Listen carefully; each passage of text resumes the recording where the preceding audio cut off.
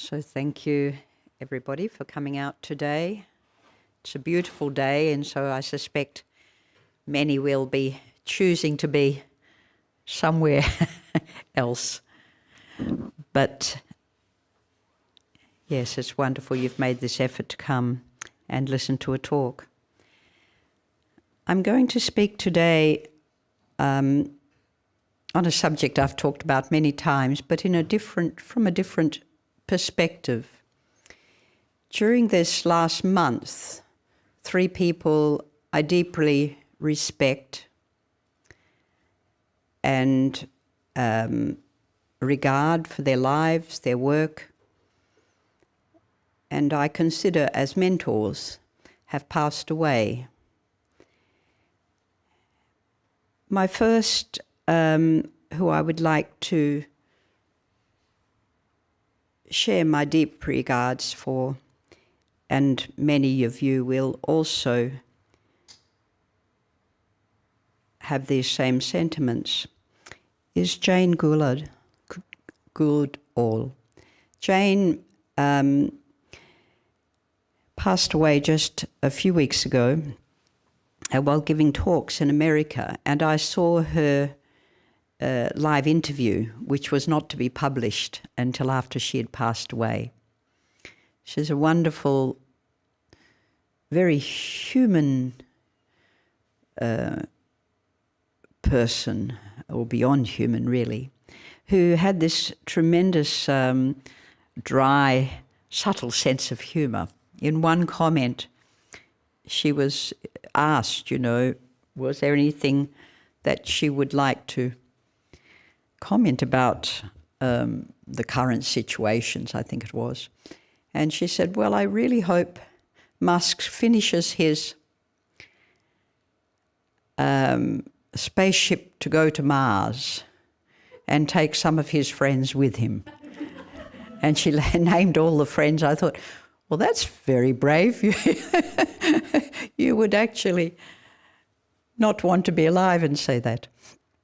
But she was a renowned British primatologist, which is, she worked with primates, in particular the chimpanzee, and an ethologist, highly ethical, highly engaged in conservation work.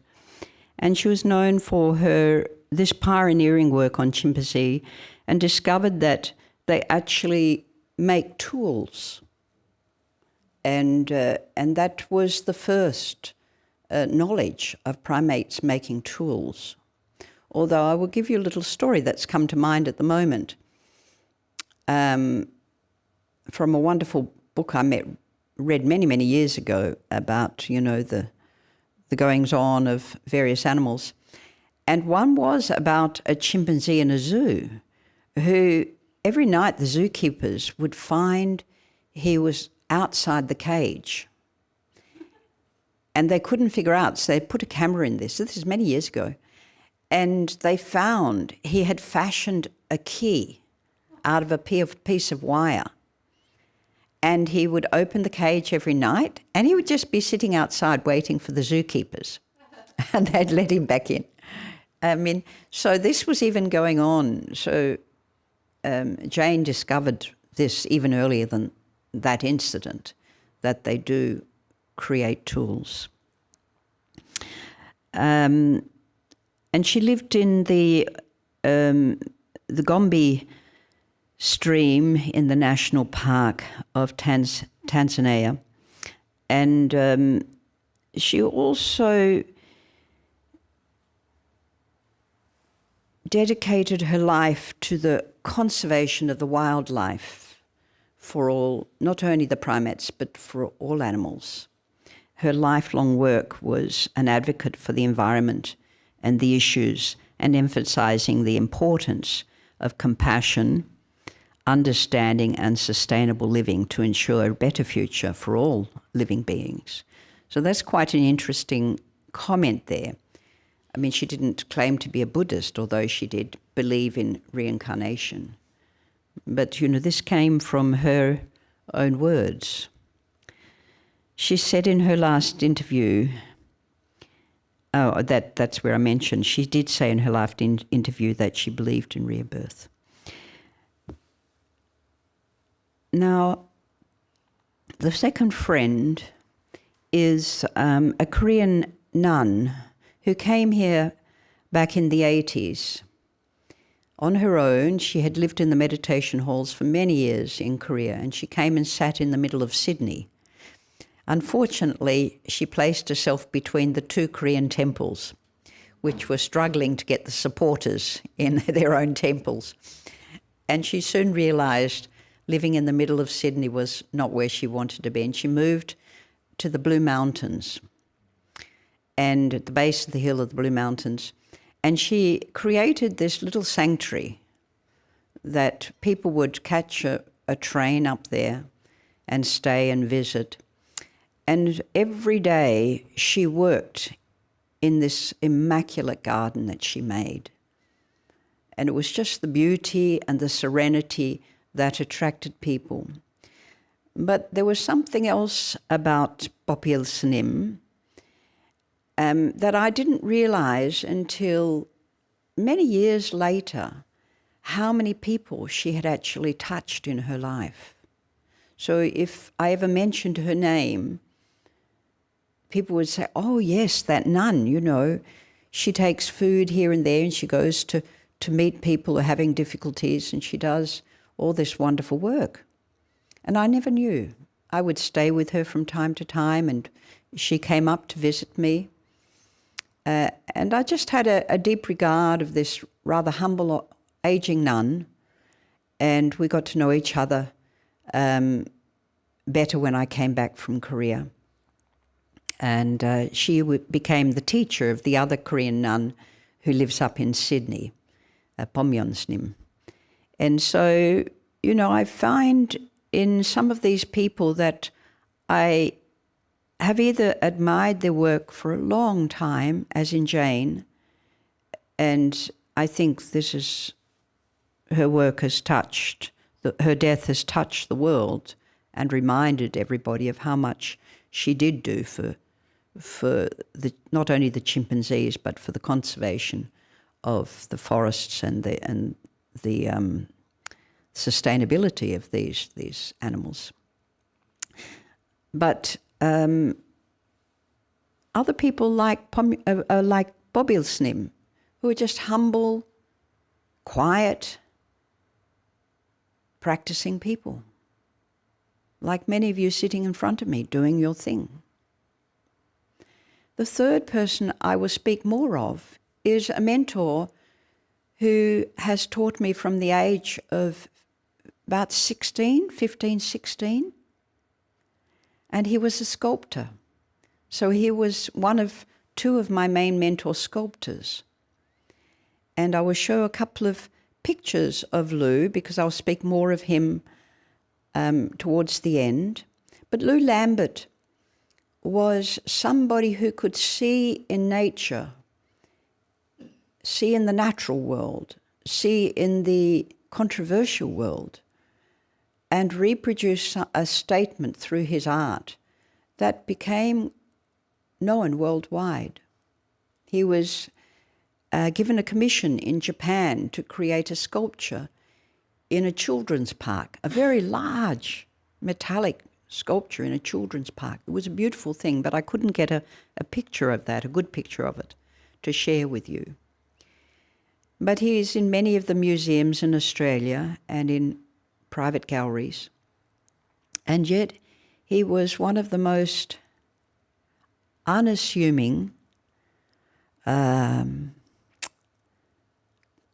quiet, thoughtful, considerate people I've ever known. And so he and his wife have remained very good friends up until he passed, and his wife sent a very short little message. I know this will be very sad for you that Lou has passed away. And Lou Lambert was one of my, when I was at the technical college, he was my drawing teacher. And he taught me how to see, how to look into things deeply. and how to consider where this reality comes from. He always posed a question on how do you see this? How do you experience it? And later he became, when I went to Waite, that became Curtin University in WA, he became my sculpture teacher. But first, I want to actually talk a little bit about what the Buddhist teaching is on death. And I will share then some perspectives on the Zen perspective. And then I will come back to Lu and speak more to his art and his way, his gentle way of working with very difficult materials to share and highlight big issues in this world. I'll start with this little reflection. A monk was sitting quietly in a temple when he heard a distant tolling bell. As the sound echoed through the quiet mountains and the valleys, he was awakened through the reverberation of the sound. He heard it in the ever-changing flux of life and death in all living things. Thus he reflected on life and death through the sound of the bell. It's part of a much longer story, but I won't share that today. The Buddhist teachings, as many of you who are long-term Buddhist here know, but some of you are new. I haven't seen some faces. So to share this is quite important because we go beyond, our fears and anxieties around getting ill and dying when we start to investigate it as the Buddha shares with us. He was very deeply pragmatic in the way he taught, and in this particular subject, also very liberating. He says when one has a peaceful passing, it can also be quite a beautiful and deeply felt inspiration for those around the person. It even can offer presence and moments of joy amidst the great sorrow. He emphasized a constant inquiry into reflection on and contemplation in the mindfulness of death. So it is not to take life for granted, but to live more fully in the moment. The more he spoke about mindfulness of death, which was one of his major teachings on how to reflect and how to how to die while you were living in meditation. That's brought out very much more in my own tradition. But the Buddha did put a lot of emphasis, the monks practiced in the cemeteries, to reflect on their own immortality, and looked at death and things that are dying around them in the moment. What was living and dying within their bodies. There's a reflection of, 32 parts of the body, and part of that is to acknowledge the passing away and coming into being of new cells, of new billions of new entities that live in our body. On the footprint is one of the stories. On the footprint of an elephant, that is of an elephant, it is supreme. The footprint of an elephant is the most supreme.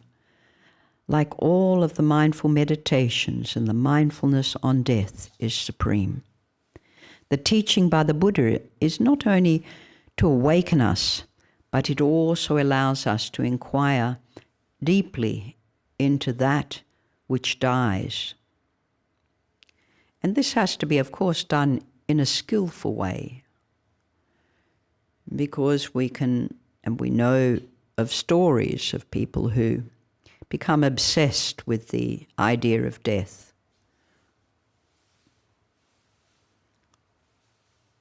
Even I've known monks who have become obsessed with this, or their suffering or their pain in their hearts and minds, and see the option of taking one's life, of entering into death in this way. This is not what the Buddha is talking about at all. The more we look into the nature of things arising and passing, the more we notice and reflect on life and its impermanence, the more we see almost, and it is described more, and I'll share that more in the Zen reflection, it is described more in almost an ethereal or a beautiful way. That the Thich Nhat Hanh would say, the leaf becomes the mother of the tree. The water nourishes the roots. The sun makes the paper. You know, the more you reflect on these things, they're quite, everything, they're not only beauty, but they're quite beautiful, but they're quite uplifting, you might say. It makes us feel we are the paper through that sunlight. We are the leaf that is falling from the tree. We are also the sap that rises up through the roots to nourish the tree and the leaf, and the network of communication between the roots of trees. This is all part of who we are. And the more we investigate these conditions of birth and death, the more integrated we are with what is living around us, what is growing and supporting our life. Death is a natural part of samsara. In the Buddhist framework of samsara, the cycle of birth and death and rebirth, death is not the end. It is a transition conditioned by karma that leads to another birth, unless one has attained nibbana. So in the Buddhist thought, death is not to be feared. It's not to be actually sought after in the sense of one's own demise. And it's not to be feared. It's not final. It's a part of the larger cycle that continues until one reaches enlightenment. But I would also say we are part of the larger cycle that creates the causes and conditions for the happiness, or less so in this life, but more so in the world. So our reflections on these things have a reverberation when it is also quite a deepening of our own inquiry about this. This is a very powerful place. It's a very deeply rooted place that we can go to. And like the connections of the roots under the earth, it also connects with others in our life. Grief and loss are natural, but can be understood. The Buddhas acknowledge the pain and the loss. When people approached him grieving, he didn't dismiss their pain. He guided them to see the causes. It's impermanence. It's something that all of us is inflicted on, all of us. We all suffer from it. And that everybody who is born, everything that is born, will die. No birth, no death, as they say in Zen. I might touch on that. No birth, no death. But everything that is born will die. The Buddha taught that death is not something to be feared. As I mentioned, but it can inspire us towards a virtuous life, a free life, a committed and compassionate and sharing life. And especially in the moments that we're entering into death, he spoke about it being a very ripe time to find and experience liberation, as the body, the causes and the conditions of the body are passing, are changing very quickly. Fire is going to fire, and the water to water, and the earth to earth. As we're relinquishing this weight, this burden, the mind is free. It can be free, and it's very bright. And to have the capacity to enter into that luminosity gives the causes for enlightenment. Karma determines what happens after our death. Your intentional actions shape your future lives. And upon death, the stream of consciousness continues to create moments of temporal existence, all conditioned by karma.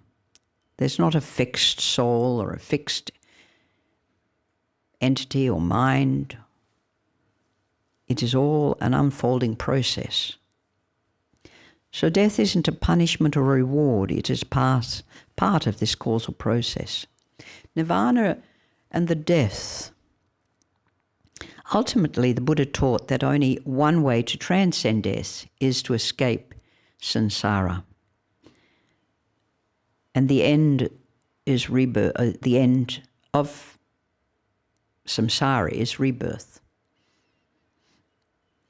He once said of awakened to an awakened person, birth is ended, the holy life is fulfilled, the task is done, and there is no further coming to the state of being. This is not an annihilation, but it is a freedom. Freedom to experience life in a very real, very integral way, a very authentic, fully human way. There's a famous Zen phrase, every moment is death, and every moment is rebirth. If we can experience every moment as death and a rebirth, then we have the question, what is death? What is rebirth?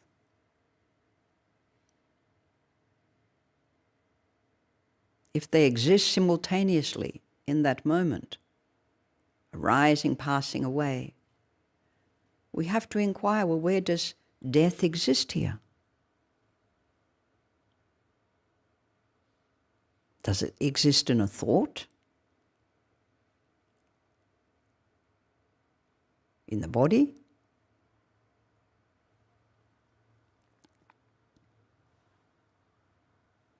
Death is not just something that happens at the end of life. It is happening right now, and now, and now, and now. Can you feel it? Can you see it? Can you hear it?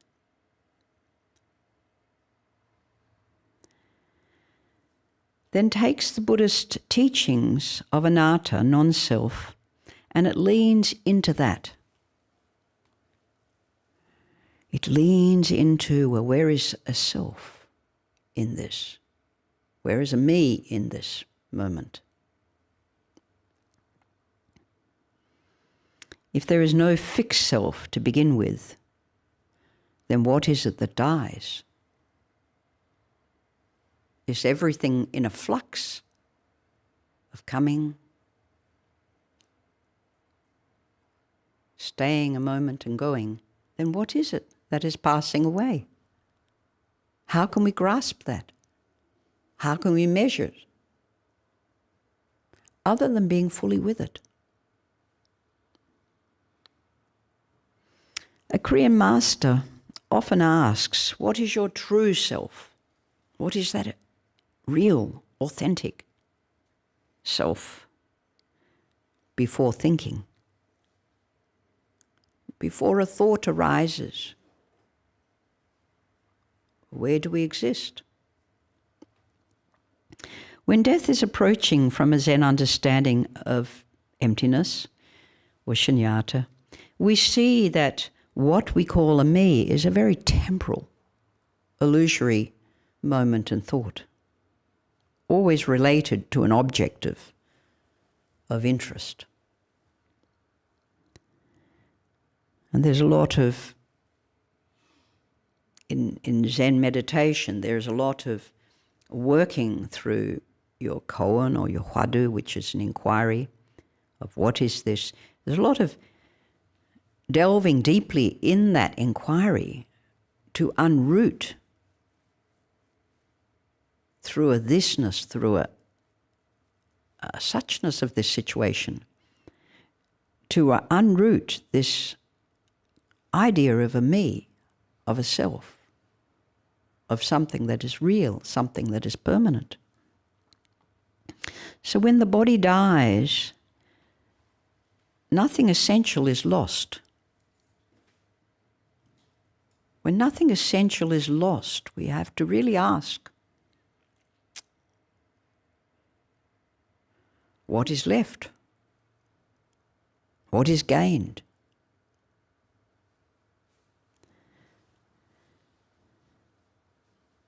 Because there was nothing fixed to begin with, how can there be something fixed when the body is gone?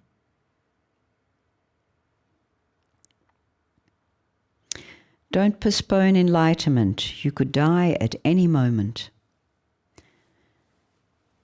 There's a common view in Zen, especially when we're in retreat. And in the old days, it's very interesting. 100 years ago, in a Zen monastery in China, they built the meditation hall with a platform. Underneath the platform, where you sat, was your toilet. Can't imagine the smell in such a hall. And they would practice so hard that they said, well, if you die, you will be put into that hole and we'll cremate you at the end of the retreat, which is 3 months. I mean, I read this when I was quite a young nun, and it was so shocking to me.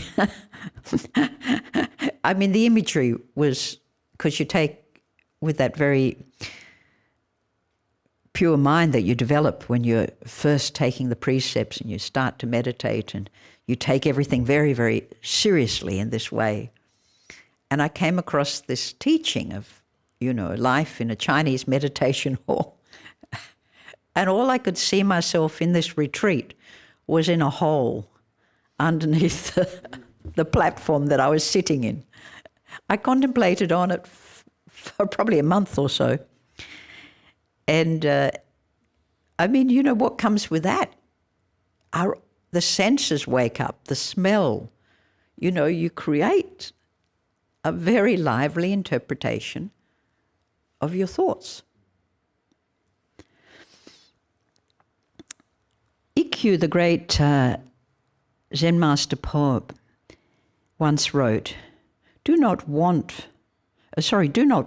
for the man with the red beard, referring to Bodhidharma, the legendary founder of Zen in China. Don't wait for anything to save you. We practice Buddhism sometimes, wanting the Buddha to save us.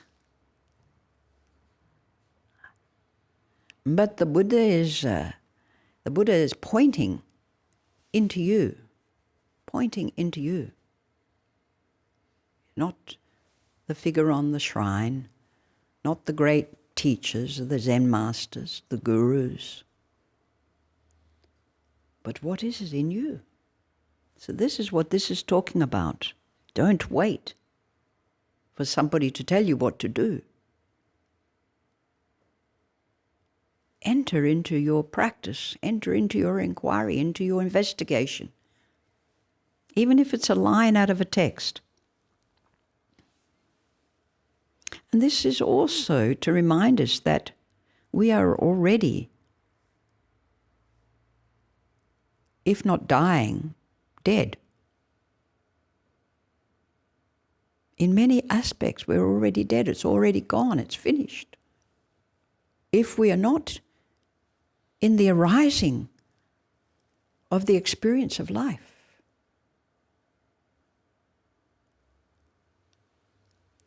Death is natural, like a falling leaf, as I mentioned. Again, in the poetry and the koans, in Korean Son and Japanese Zen, and I use the word Zen here for both, for all the traditions, Chinese, Korean and Japanese. It's in these poems and koans, it often expresses with a natural imagery, a beautiful imagery, you know, autumn, leaves are falling, we see it as beautiful. I say to people, you want to see my garden at its best, come in autumn. But mind you, if you want to see it looking pretty nice, you're welcome to come and visit now. It's very nice too.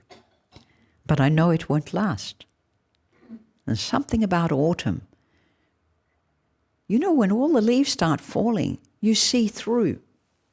You see through. When the leaves are all green and fresh and the flowers, you are looking at something. But when they fall, you see through. When the thoughts pass away, you see through. You enter into that flow.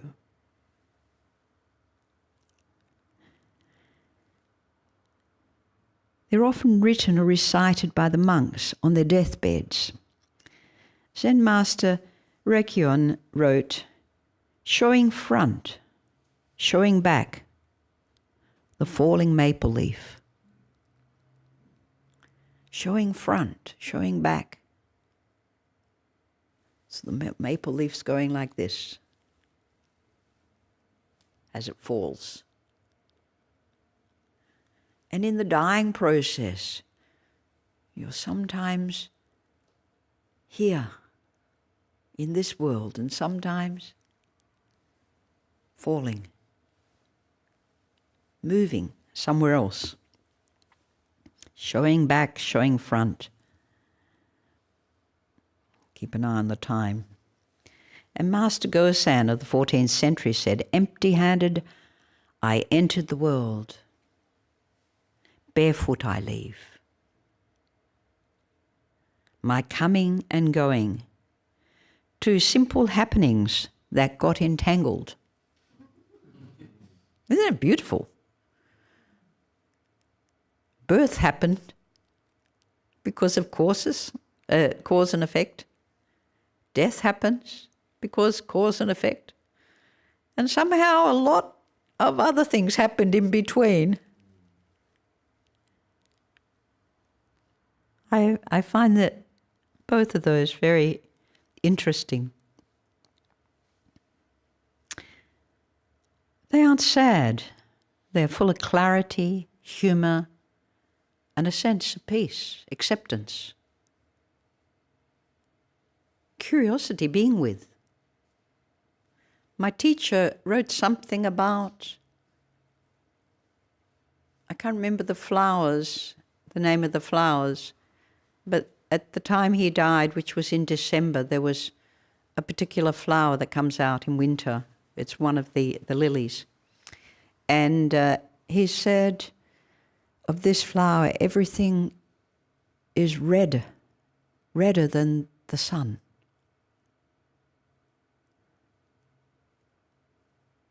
And he took that into, the mountains. The world around him was deeply red. So he was there as the fire's burning in the cauldron. Son has a reputation for an integrating life and relationship, especially through the practice of meditation and to some extent the cultural practices, because very much every tradition lives within a culture and is imbued by that culture. And Korea too, even the robes we wear, the Chinese have their Chinese robes, Korean theirs, Japanese theirs. They're all slightly different and culturally imbued as to the food, the arts, the poetry, writing, literature. Son is known as a more accessible and sometimes a more spontaneous approach. And some people in Korea do talk about some temples, that their main primary emphasis on sudden enlightenment and sudden awakening and sudden cultivation. And this reflects this in the spontaneity. But when I was in Korea, I noticed the lightness and the spontaneity of monks and nuns. Very much here and reflecting in this moment. So I'm going to go back to Lu and share a few thoughts about a lifelong student and mentor relationship and how I acknowledge this. When reflecting on a long-standing, deeply rooted student and mentor relationship that spans more than 55 years. After the mentor's passing, I found it is important not only to honor the trust that grew and that we shared between us, the values, the spiritual bond, and what sustained this connection. But somehow the heartfelt ways that we found to reflect into the nature of existence from two very different perspectives. I have become a nun the last 45 plus years, and Lu was a practicing sculptor for over 50 years. And yet we always found, through the integrity of our journeys, deep conversations that related to what it is we were observing or experiencing together. Quite in the moment, quite fresh, not reflecting on tomorrow or what we're doing this afternoon. When he talked about his projects at the time, we were deeply, intensely investigating that work and what it meant. And I'm going to show a couple of pictures. If you'd like to put a couple, these ones up. I could only find a few pictures of his work. Now, this is a very early piece. It is quite abstract compared to his later very organic work. And he had lived in England as an assistant to one of the great sculptors whose name, I've been trying to remember it this morning and I couldn't remember, but one of the great sculptors. And I think he was influenced to some degree. But here, there's a sort of metal rock, like a metal rock with this shield. But when I look at it, aspects of it is very earthed. And this, these wings are something taking it to another dimension. When we look at how it sits in a gallery in the world somewhere, but I saw this among the few I could find of his work, his early works, and I thought, well, this is a very powerful statement. You could look at this and think deeply about, the Buddhist teachings through this, or any teachings through this. It will inspire something.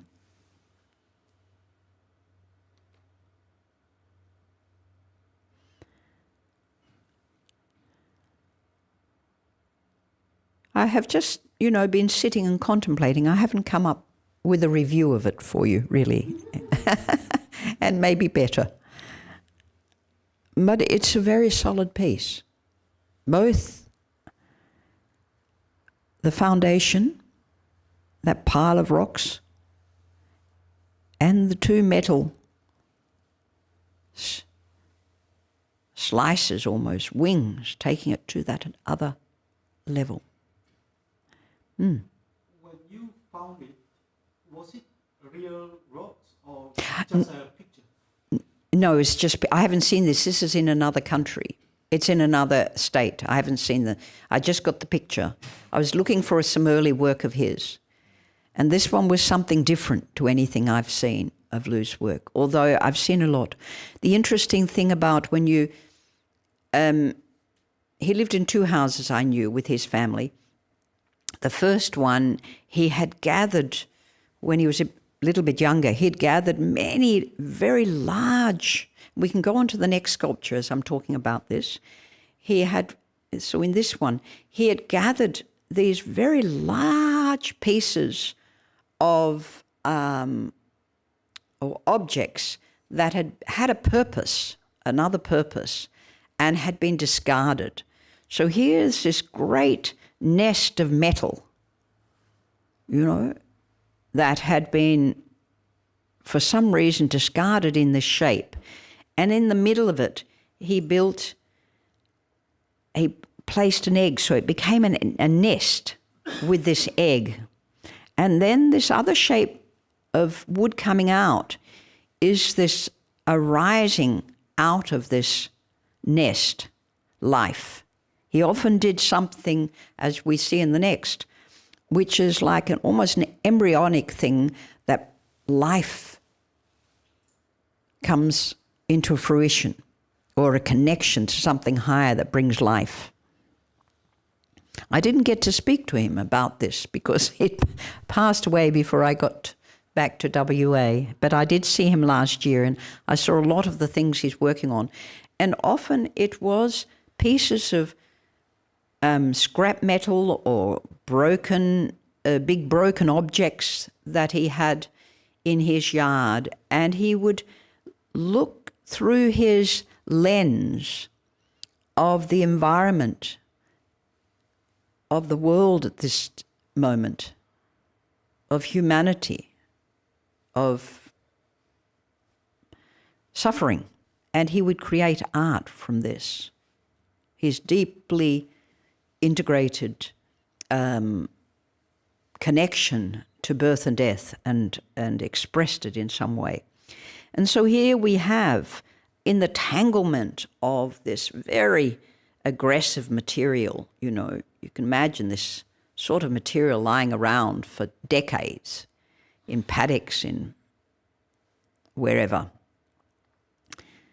And yet, in the middle of this world of what we see amassed of debris and what we see in Gaza at the moment, destruction, here is life, an embryo of life.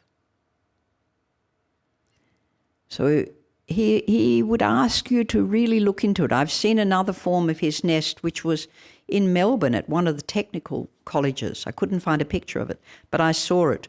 Again, that was an image of a nest that went way up above a building, from the ground up above the roof of the building. And in that, again, was this egg, this embryonic symbol. And we'll look at this last one. And this was in 2014. He did many pieces for Sculpture by the Sea, and he was on the committee and he was often a judge.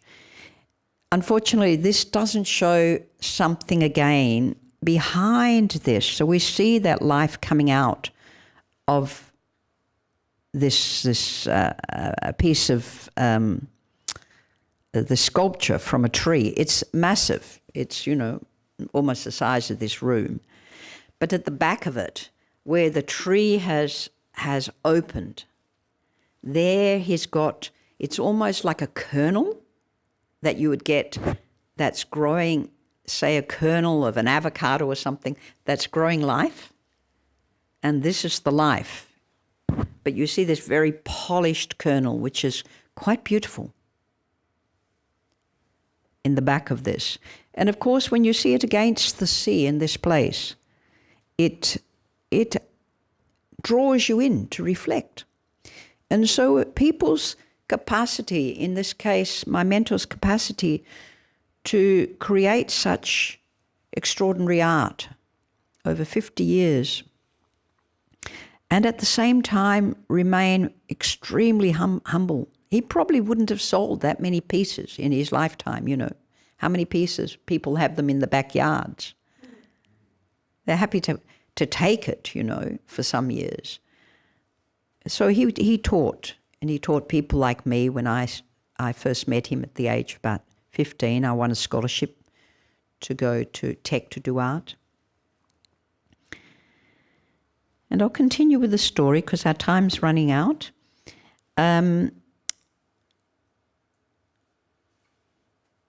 So in recognizing that such a reflection is built on the foundation of mutual trust, respect, and shared life experiences, I feel I can honor my mentor's role in shaping many of my own values and much of my own outlook, even though our paths would appear to have gone in different ways. The two sculptor mentors are still very dear friends, and I communicated with the other one who has a little dementia just after I heard of Lou's passing. And it seemed while I was talking to him, he seemed very lucid, very clear, which is an interesting thing, how people become lucid and clear when communicating with old friends, people they haven't seen for a while. Reflecting on shared values and principles, consider what the core principle or teaching is that you share. The core principle in those artworks, you know, that seed of life, that embryo, that egg, an embryonic symbol of possibility, integrity and compassion. He was full of integrity and very integral person. That always shone out for me. He was compassionate, very disciplined and wise.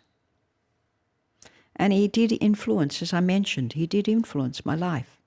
Always regarded what I did as a nun, turning to become a nun. Neither of them were ever judgmental. Hans, my other friend, his wife Joan says, Hans is always talking about his friend who is a nun. I thought that was, whoa.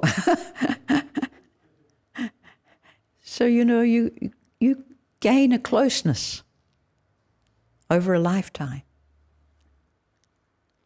And of course, we remember all the silly things we did when we were in youth. Considering what core principles or teachings you shared, as I mentioned, think about the specific moments or lessons that exemplify these values and continue to inspire you. So it is a contemplation, it's a meditation on kindness and generosity, the gift of friends, the importance of such friendships. To appreciate the continuity and growth, even beyond death. A long-term relationship often invites growth, challenges, perseverance, and reflect on how these elements strengthen your bond. We recognize that the relationship was not static, but evolved over time, mirroring your own development. What keeps a relationship alive is how one mirrors the other, grows from the other. If that is not there, our friendships part.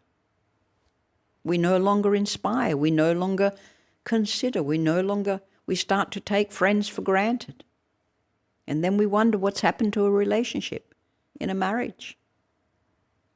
So we have to always keep it alive.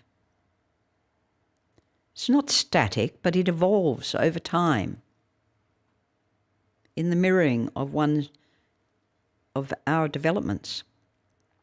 Honouring the memory through practice, keeping their teachings alive by embodying their principles in your daily life.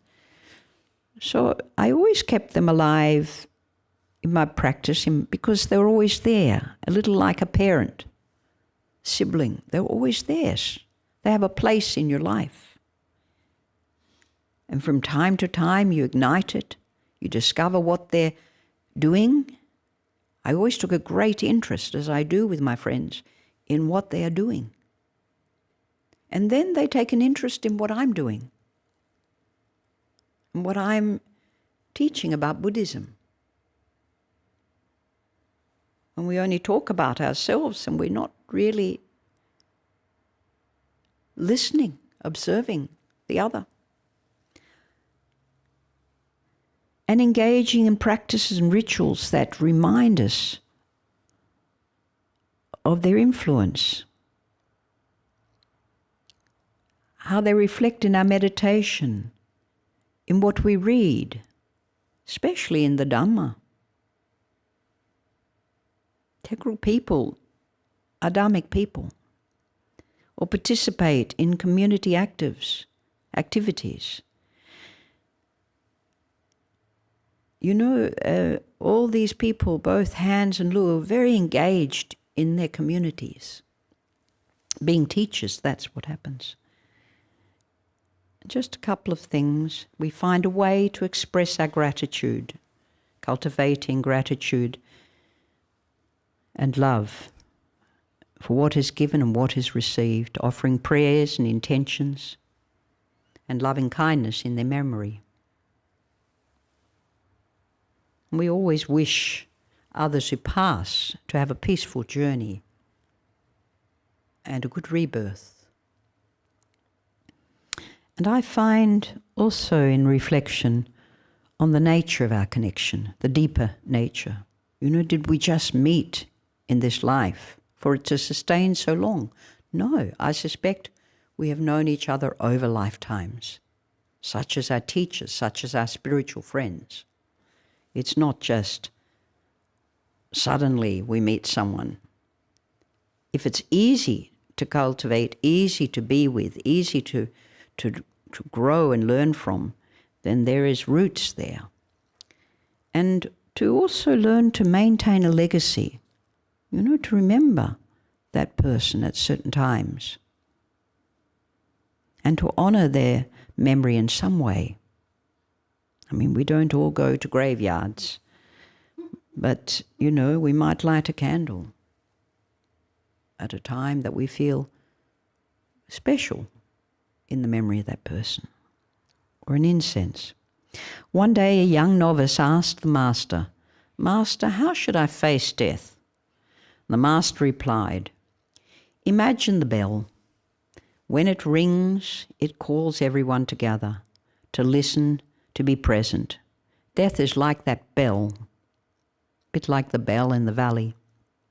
It signals the end of a chapter and the beginning of another. Do not fear it. Listen to it call. Embrace the present moment and act with kindness and compassion." So life in temples is always about gongs and bells in Korea. You know, you live by them. You often don't have a watch. Although we had a cuckoo clock, to our great dismay, in our little room of 4 nuns. But one was French and had to have a cuckoo clock. So the cuckoo reminded us exactly what time it was, 24 hours a day. 3 o'clock in the morning, we'd all sit up. The cuckoo would tell us to get up. So bells and gongs were the way we lived and moved. And the novice pondered this and realized that death is not an enemy, but a reminder to live fully and mindfully. And he approached life and death with much greater serenity and understanding. So I've reflected on Lou and this long relationship, and through that I've sort of interwoven a little bit of the stories of death, because in the case of someone like that, as with Bobby Snim, as with Jane Goodall, and you have all your friends that you could put into this category and family members that you deeply respect and mentors, is that in death of these people you suddenly think a lot about their life and how they lived and what they shared with you. And it becomes a sort of, oh, wow, that's extraordinary, you know. That relationship becomes so wonderful. It really enriches that, and it goes on enriching. So, yes, I hope you gained something from today. Thank you. I don't know, do we have a question? Time for a question? We do. We'll alternate between the room and online. Okay, I just sure. want to start with some gratitude from Norma online, who says, very beautiful, venerable, showing front, showing back. Thank you. Yeah, thank you. Any questions?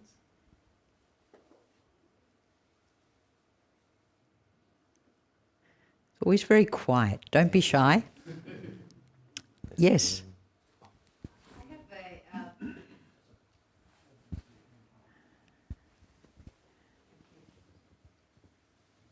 I have a kind of art-related question. Mm-hmm. I'm also an artist. So I was just curious, did you continue to sculpt, and did that blend with your life as a Buddhist, or did you relinquish that when you became a nun? Yes, so it wasn't something I could continue. And my teacher asked that for 10 years I don't do any art. I think I used to scribble a few pictures, especially when I was in the meditation hall. But, you know, I didn't pursue anything. And after 10 years, I met a great calligrapher. And I developed that sense of sculptural form and movement through calligraphy. It's a little hard to, you know, carry around the clay and the objects. I have thought about it since being back in Australia, especially after the bushfires. And I had trees burnt on the property that were just a skeletal of what they were. And they were very sculptural in themselves. And I thought, well, maybe I should cut them down and put them in the front paddock there. But I sort of came to realize there was a lot of things happening for me in my life, especially in making a centre. And the gardens and the place, in a way, has a sculptural, maybe my sculptural energy has gone into that.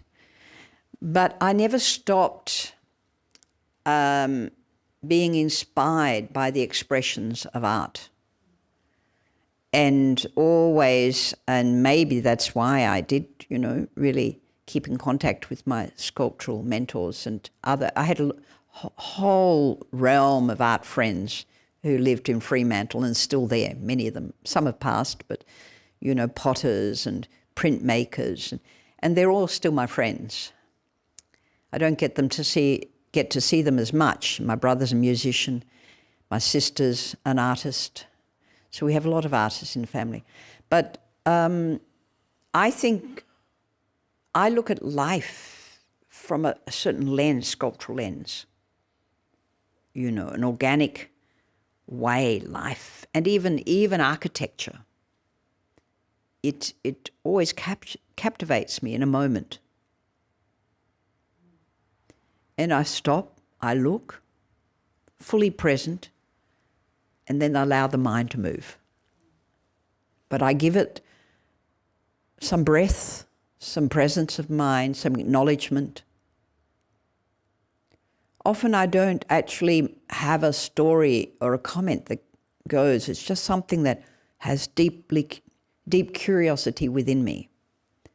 And that is the same when I used to visit Lou or visit Hans. Hans is a very different sculptor. He worked very much from the embryonic forms. And I worked with him in his studio where he made for a university, for the medical center in the university, a lot of forms that the students could use, you know, the bones, the skeletal forms, the blood, and many sort of forms that came from bodily parts. Yeah. So I did get to see, I did get to draw them, did get to think and reflect on them. But yes, thank you for asking that question. I was a little worried someone would ask that question. I thought, what if someone asked me coming down here? But thank you. There we go. Thank you, Venerable. There is a question online about death. In some cultures, including the Torajan, there's the idea that when a person dies, the relatives are responsible to preserve their bodies for a period of time, including years. Yeah. And they wondered whether you had any thoughts or comments on the practice. I believe in Thailand the bodies are preserved quite a long time. In Korea, they're cremated after 3 or 5 days. A master's body, a great master's body, there's so much when a master dies, the flurry of what goes on between the time he dies and all these monks coming to pay their respects and preparation for a big cremation and the cremations, you know, we make the cremation at the temple. And all the ceremonies that go on from the time the person dies, you know, it's a very, very busy time. So, no, we don't, in our tradition, I don't think in Japan too. It is more something, I think, with the Thai tradition. I don't know about Sri Lanka or... Can someone tell me, does Sri Lanka, do you cremate or bury? You cremate, so yes. Yes. They bury, yes. Yes, that's right. That's very true. It's the same in Korea. You see them, you know, the Christian, they go up the mountain. But they have from the Confucian, so some Buddhists who still have very strong Confucian values, they would bury and have the mound, the family plot. And the families, at a time around now, Chuseok, which is the harvest festival, they would come back from the cities, thousands come back from the cities to the hometowns to have, you know, a week of ceremony and celebration for the deceased. Yeah. So it is still in the cultural roots, but monks, nuns, and many Buddhists do cremate. Yeah. So I think they're cremated after a time in Thailand too. Yeah. Sorry, I didn't know enough about that one. Any other questions? Time for one more question from the audience. No? Yes? No? Yes? Okay. Thank you, Venerable, for a very interesting topic. I mean, from your idea of that every moment there is death and arising. Yes. So how in our lay life can we approach that? Very much through presence of mind and non-attachment, you know. So the more you can be very present in what you're doing, you know, what you would say mindfulness, but mindfulness can become a little bit of a word that you know so well, but you don't do it. I think that's sometimes the issue. So, you know, Zen tries to make you do, you know, the purpose is to do more. And but, you know, the more you can see yourself hanging on to something, desiring something, you know, sit there flicking through your tablet, you know, after a while your fingers going like this and you're doing something else, but, you know, you're not really aware what your finger's doing. And when you start to notice, you know, stop, reflect. Because every moment you do something, that picture comes into recognition, it's gone. Comes into recognition, it's gone. But it stays somewhere in your mind through your desiring something from that situation. And a lot of those pictures stay in your mind. And then you want to see more of it. It hasn't satisfied you. So the more you can actually learn to let go in the moment, the more free you are, more open you are to see things a little bit in their flux, in their nature, in their comings and goings. You can slow it down, you know. You're not going to be all the time wired like you are on your tablet. But in a way, you can start to see, you know, patterns in a day, periods of a day. So you get up. How do you get up? You get up out of bed, you put your slippers on, you go into the bathroom, clean your teeth, you know. You do these things every day. You can break those down a little bit more. You get up. How do you get up? Do you sit up for a moment? You jump out of bed and race to the bathroom. How do you eat your meals? Rather than place a judgment on it, observe it. Usually the more observation you have, the more capacity you have to not waste time and value your time. The more value you give to what you are doing, the more it will inform you.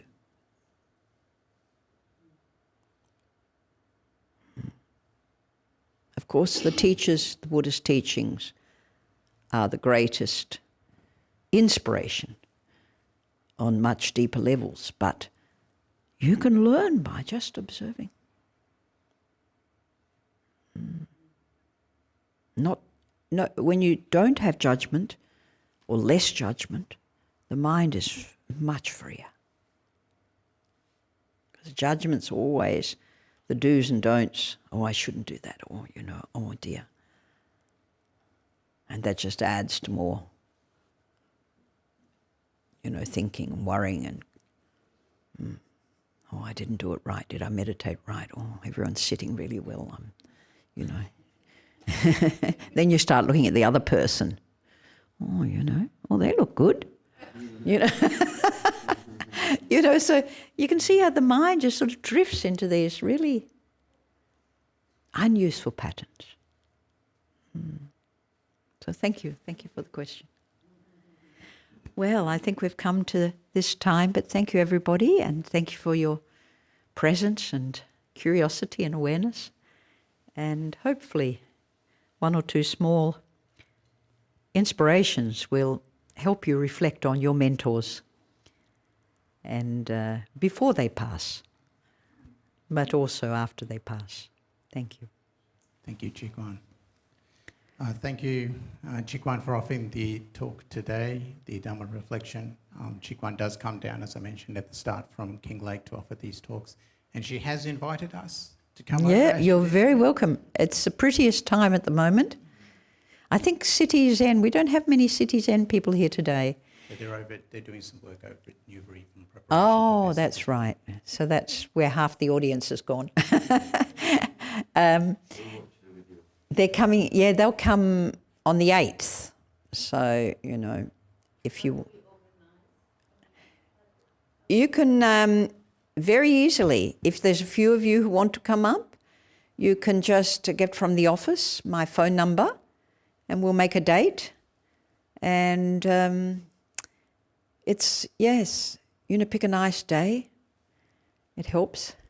The weather's so pretty and the garden's looking really lovely. I had Langdon and Andrew. Andrew's not here today, but he came yesterday, and out a surprising visit from a Korean monk from Sydney. He's actually a nephew monk, my brother's disciple, and 2 Koreans I don't see very often, but they bought a beautiful Korean meal. So we had a very wonderful day. So you're very welcome. You're all welcome if you want to come with a few friends. Then we can really sit and relax and have some nice conversation. about you. I was saying yesterday, people come, and usually they come because they have a big problem. To drive up to Kinglake, you know, the problem is usually quite big. But I'll give them always the time they need. So when people come, that's a good time. You know, come and bring something to share for lunch. And then we can have a walk in the garden and sit down somewhere nice and have a talk. So, yes, anyone's welcome.